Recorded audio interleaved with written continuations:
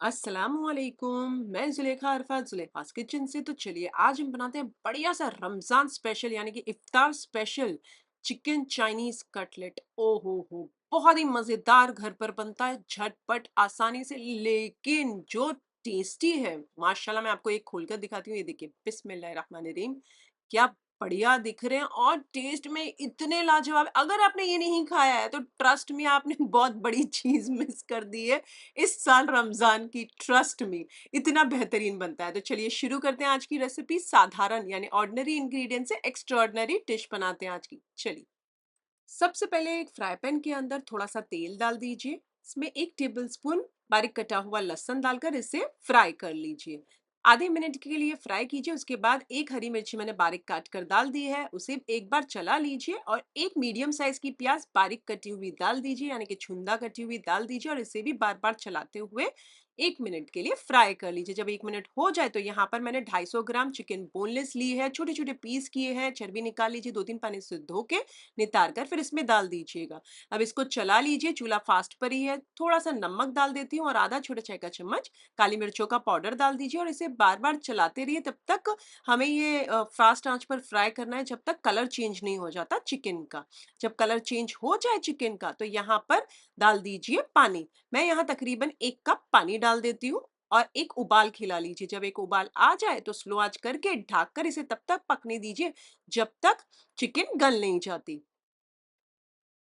चलिए, कुछ देर के बाद आप चेक कर लीजिए, ये देखिए बढ़िया सी चिकन हो चुकी है। तो अब ये जो आपको स्टॉक मिला है, यानी कि ये जो चिकन का पानी रह गया हमने रखा है, अब इसे इस्तेमाल करेंगे। तो क्या कीजिए, चिकन के पानी को एक प्याले में निकाल कर इसे साइड पर रख दीजिए। हम इसे इस्तेमाल करेंगे। चूल्हा इस समय मैंने बंद कर दिया है। हाँ, अब चिकन बढ़िया सी गल चुकी है। तो यहाँ पर स्पैचुला की मदद से ही इस तरीके से आप तोड़ते जाएंगे ना, श्रेड करते जाइए। बस हमारा ये है कि श्रेड हो जाए। अगर आप चाहें तो इसे थोड़ा ठंडा होने के बाद हाथ से ही श्रेड कर लीजिए, बट आपने देखा मैंने तो स्पैचुला से ही कर लिया। चूल्हा अब मैंने फिर से फास्ट आंच पर चालू कर दिया। ये आधा कप शिमला मिर्च है, आधा कप गाजर है और आधा कप कैबेज है, यानी कि गोभी पत्ता। सारी चीजें बारीक कटी हुई है, तीनों चीजें डाल दीजिए। नमक स्वाद अनुसार डाल दीजिए। मैं यहाँ 1/4 छोटा चाय का चम्मच डाल रही हूँ। और आधा छोटा चाय का चम्मच काली मिर्चों का पाउडर। ये मैं 2 बार डाल रही हूँ क्योंकि 1/4 वाली ही चम्मच थी। अब इसे एक बार चला लीजिए। मैं सॉसेस डाल देती हूँ यहाँ इस समय। अब यहाँ 1 टेबल स्पून सोया सॉस डाल दीजिए। चूल्हा फास्ट पर ही है। 1 tablespoon red chilli sauce, 1 tablespoon टमाटर सॉस, ये भी डाल दीजिए। 1 टेबल स्पून शेजवान चटनी और एक छोटा चाय का चम्मच सिरका विनेगर। अब ये सारी चीजों को बहुत अच्छे से मिक्स कर लीजिए। बस 6-8 सेकंड ही इसे पकाइए। मिक्स बढ़िया सा हो जाए, एक प्लेट में निकाल कर साइड पर रख दीजिए। अब अगर आप ऐसा करना चाहते हैं प्लेट पे निकाल कर रखना मेरी तरह, तो आप वैसा भी कर सकते हैं। या फिर है ना, आप ये जो आपका फ्राई पैन बड़ा है ना, तो उसे थोड़ा सा साइड पर कर लीजिए आपकी सब्जियों को। और आगे का प्रोसीजर आप वहीं से ही शुरू कर सकते हैं। बट मैंने एक प्लेट में निकाल लिया है और यही फ्राई पैन का फिर से मैं इस्तेमाल करूंगी। चलिए, इसे साइड पर रख दीजिए। वही फ्राई पैन के अंदर थोड़ा सा मक्खन डाल दीजिए, 2 टेबल स्पून जितना। थोड़ा सा मेल्ट हो जाए, चूल्हा फास्ट आंच पर चालू कर दीजिए। इसमें डाल दीजिए 3 टेबल स्पून मैदा और इसे मीडियम आंच करके बार बार चलाते हुए थोड़ा भून लीजिए। अब आपको लगे कि थोड़ा सा मक्खन कम है तो आप थोड़ा सा डाल सकते हैं। मैंने थोड़ा सा डाला है, बेशक थोड़ा, अगर मुझे ऐसा लगा है तो मैंने डाल दिया। अब आप इसे मीडियम आंच पर 2-3 मिनट तक बढ़िया सा भून लीजिए। जब 2-3 मिनट हो जाए और भून जाए और कच्चापन हट जाए ये मैदे का, तो जो हमने साइड पर रखा है स्टॉक चिकन का, वो सारा डाल दीजिए इसके अंदर। बार बार चलाते रहिएगा कि गुठलियां ना रहे। मैंने स्लो कर दिया और मुझे थोड़ा सा पानी कम लग रहा है, तो मैंने यहाँ 1/4 कप जितना पानी डाल दिया है। आपको नहीं डालना है तो आप स्किप कर सकते हो। बढ़िया सा है, इसे बार बार स्पैचुला की मदद से चलाते रहें सो दैट गुठलियां ना फॉर्म हो जाए। क्योंकि क्या है ना, गुठलियां फॉर्म हो जाएगी तो क्रीमी टेक्सचर नहीं आएगा। बढ़िया सा आप देख सकते हैं हो चुका है। और ये पैन छोड़ रहा है हमारा मैदे का ये जो मिक्सचर है। तो इसके अंदर मैं डाल देती हूँ ये जो वेजिटेबल साइड पर रखी है, ये सारी डाल दीजिए। चूल्हा कर दीजिए फास्ट आंच और इसे बार बार चलाते हुए तब तक फ्राई कीजिए जब तक ये सारी चीज़ कंबाइन नहीं हो जाती और थिक नहीं हो जाता सॉस एकदम, और ये सारी चीज़ कंबाइन हो जाएगी। और तीसरी बात ये होगी कि जो मिक्सचर है ना पैन छोड़ने लगेगा। अच्छा, अब इसी दरमियान में बार-बार तो चलाते रहिए, मुझे कुछ कम लगा यानी कि स्पाइस, तो मैंने यहाँ 1 टेबलस्पून जितना शेज़वान चटनी डाली। अब आप आपके ऊपर है, आपको अगर कम लग रहा है तो आप भी डाल दीजिए या स्किप कर दीजिए वो स्टेप। अब आप देख सकते हैं बढ़िया सा पैन छोड़ने लगा है और चूल्हा फास्ट पर है और मैं बार-बार चला रही हूँ, तो वेल कंबाइन भी हो गया और मैदा भी अच्छा है, जो मिक्सचर भी थिकन हो गया है। तो इसे एक उसी समय प्लेट में, वही प्लेट में निकाल लीजिए और इसे ठंडा हो जाने दीजिए कंप्लीटली। आपने देखा थाली भी मैं वही बार-बार इस्तेमाल कर रही हूँ और फ्राई पैन भी वही इस्तेमाल कर रही हूँ, सो दैट ज़्यादा बर्तन हमारे यूटिलाइज़ ना हो ना। रूम टेम्परेचर पे आ जाए तो आप थोड़ी देर के लिए फ्रिज में रख दीजिए। मैंने तो आधे घंटे के लिए रख दिया था। अब मैंने बाहर निकाल लिया है। तेल से हाथों को ग्रीस कीजिए, मीडियम पोर्शन लीजिए ये मिक्सचर का, और ये इस तरीके से कटलेट वाढ़ते जाएं। तो ये बन गई हमारी चिकन चाइनीज कटलेट। बीच में से चपटा करें और साइड से बढ़िया सा शेप दे दें। ओवल शेप में मैंने बना लिया, आप किसी भी शेप में बना सकते हैं। अच्छा, आप देखिए हमने रूम टेम्परेचर पे आने के बाद फ्रिज में रखा तो कितने मैनेजेबल हो गए ना। नहीं तो क्या होता है, उसी समय आप बनाओगे तो मैनेज नहीं कर पाओगे। आपको भी पता है मैदे का मिक्सचर है उसके अंदर, तो मैनेज करना मुश्किल हो जाएगा। चलिए, मैंने सारे बना लिए हैं बढ़िया से, आप देख सकते हैं। बनाने के बाद वापस से आप आधे घंटे के लिए फ्रिज में रख दीजिए। अब देख सकते हैं 250 ग्राम चिकन के अंदर तकरीबन 11 से 12 बन जाती है कटलेट।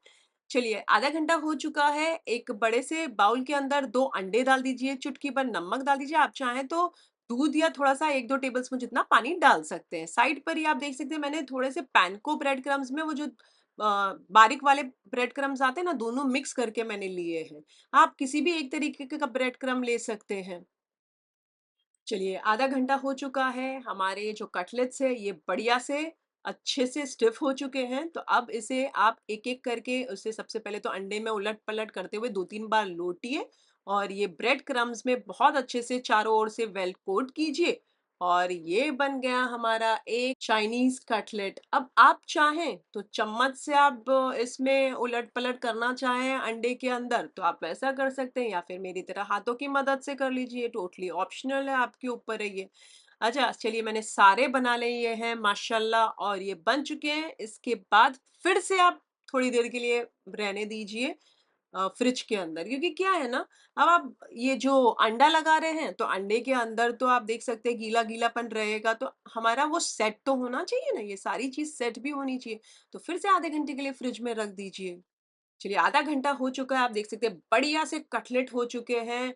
आप देख सकते हैं आलू वगैरह कुछ भी नहीं डाला, तब भी कितने मज़ेदार से कटलेट बने हैं। अब हम इन्हें फ्राई करते हैं। तो फ़ास्ट आँच पर थोड़ा-सा तेल गरम करने रख दीजिए। तेल गरम हो जाए तो मीडियम आँच करके बिस्मिल्लाहिर्रहमानिर्रहीम बोलकर थोड़े से हमारी जो चाइनीज़ कटलेट है ये डाल दीजिए। मैंने तकरीबन 6 डाले हैं और बाकी के मैं बाद में शाम को तलूँगी। तो ये मैं साइड पर रख देती हूँ, फ्रिज के अंदर फिर से रख देती हूँ। और थोड़ी देर के बाद यानी कि आधे 1 मिनट के बाद पलट दीजिए और इसी तरीके से उलट-पलट करते हुए जब दोनों ओर से लाइट गोल्डन ब्राउन हो जाए तो इन्हें निकाल कर नितार कर टिश्यू पेपर के ऊपर साइड पर रख दीजिएगा। अब बात ये है कि पूरा अंदर से तो पका हुआ है, बस बाहर से थोड़ा-सा लाइट गोल्डन ब्राउन और क्रिस्पी होने की देर है। तकरीबन 2-3 मिनट में तो बढ़िया से हो जाएँगे, ये देख सकते हैं मैंने हो गए हैं। तो मैं इन्हें निकाल कर नितार कर टिश्यू पेपर पे रख देती हूँ। अब आप चाहिए तो दूसरा बैच भी इसी समय बना रहे हो तो इसमें डाल दीजिए गरम तेल के अंदर, मैं बाद में बनाऊँगी तो मैंने साइड पर रख दिया है। अब गरमा-गरम इन्हें निकालें एक सर्विंग डिश के अंदर और इसे सर्व कीजिए। आप चाहें तो टमाटर केचअप, आप चाहें तो किसी भी तरीके की चटनी, हरी चटनी शेज़वान चटनी किसी के भी साथ सर्व कीजिए। वैसे कुछ चटनियों की रेसिपी लिंक्स डिस्क्रिप्शन के अंदर है, आप वहाँ चेक कर लीजिएगा। तो ये बन गए हमारे मज़ेदार से लज़्ज़तदार बढ़िया से चाइनीज़ चिकन कटलेट। मैं आपको एक तोड़कर भी दिखा देती हूँ। पहले तो ये देख लीजिए कितने बढ़िया से बने हैं और दोनों ओर से आप देख सकते हैं, ऐसे बिल्कुल भी ऑयली टाइप नहीं लग रहे हैं, माशाल्लाह। तो ये देखिए, बिस्मिल्लाहिर्रहमानिर्रहीम। ओह हो! बहुत ही मज़ेदार है। मैंने खाए, इस समय इतने डिलीशियस है ना कि आपका हाथ ही नहीं रुकेगा। आप इतने खाते ही जाओगे ऐसा है माशाल्लाह।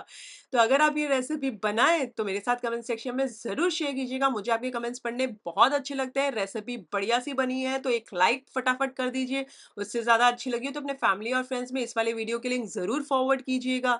अच्छा, मैंने इसी तरीके से बढ़िया-बढ़िया रमज़ान रिलेटेड रेसिपीज़ मेरे चैनल पर बनाकर अपलोड किया। आप लोग के लिए लिंक्स डिस्क्रिप्शन के अंदर भी है, आप वहाँ चेक भी कर सकते हैं या फिर आप मेरे चैनल पर चले जाइए, मेरे चैनल का नाम है, जैसे आप देख सकते हैं ज़ुलेखास किचन रेसिपीज़। वो आप स्क्रॉल डाउन करेंगे तो बहुत सारी बढ़िया-बढ़िया नॉन-वेज रेसिपीज़ मिलेगी आपको। इस रेसिपी में बस एक ही चीज़ है कि आप स्पाइस अपने हिसाब से एडजस्ट कीजिएगा। अच्छा, दूसरी बात ये है कि आपका जो चिकन जब आप फ्राई करते हो और पका रहे हो तब पानी सूखता कितना है, वो कभी वक़्त आपका ज़्यादा भी हो सकता है मेरे से या फिर कम भी हो सकता है। अगर ज़्यादा हो जाए तो कोई बात नहीं, आप जो मैदे में डाल रहे हो ना, उसमें जब तक पैन ना छोड़े मैदा, मैदे का या आपका मिक्सचर, तब तक उसे पकने दीजिए और अगर आपका कम हो जाता है मेरी तरह तो आप थोड़ा-सा पानी डाल दीजिए। है ना सिंपल सी बात। चलिए अब अगर आपको इसी तरीके से बढ़िया-बढ़िया रेसिपीज़ चाहिए तो मेरे चैनल को सब्सक्राइब कर दीजिए। फिर से हाज़िर होंगी नई शानदार दमदार रेसिपी के साथ। अंटिल देन टेक केयर, अल्लाह हाफ़िज़, बाय बाय।